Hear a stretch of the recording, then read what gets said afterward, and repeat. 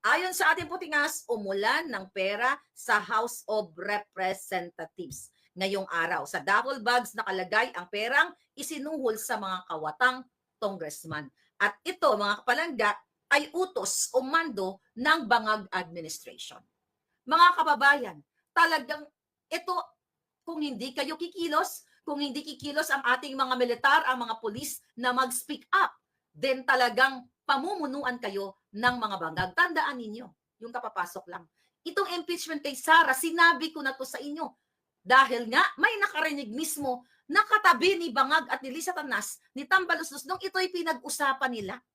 Ang pera daw, cash, ayon sa ating puting ahas, na nakalagay sa duffel bags na inintrega o ibinayad sa mga tiwaling pumirma na kongresista. Kinulong sa isang room ang mga pinilit pumirma sa impeachment laban kay VP Sara. Ibig sabihin, yung ibang mga pumirma ay napilitan lang. Ikinulong sa isang kwarto, kinuha ang kanilang cellphones at nagkatakutan o naggaguhan o nagsindakan para pumirma. Bakit kinuha ang cellphone? Para walang mag-take ng picture o videos na sila ay kinu-coerce o pinipilit na pumirma sa impeachment articles laban kay Inday Sara para ma-forward nila sa Senado. Yan po ay galing sa puting ahas. At itong si JJ Suarez daw sa Kongreso ay naninigaw na parang julul. Okay? Hindi sinabi kung bakit siya nagsisisigaw, pero ito'y nangyari ngayong araw. At nagsinungaling ba ang ating puting ahas dito? Hindi. Kaya po, galit na galit sila sa akin. Kaya nga nagpadala sila ng assassin sa akin dito para gurgurin ako noon pa last year. Kaya nga sinubukan nila akong kausapin.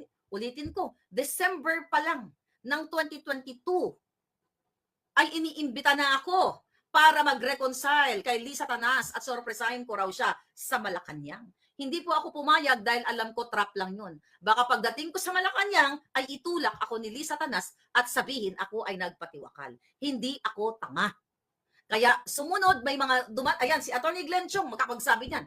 Isa din siya sa sinabihan na baka pwede ko akong kausapin nung kumausap sa kanya from Malacanang na bayaran ako para sa kapalit ng katahimikan, ng pananahimik ng bunganga ko. Pero pinili kong magsalita dito dahil higit sa lahat, mas importante sa akin na malaman niyo ang katotohanan kaysa sa perang ibabayad sa akin galing din sa nakaw sa bayan.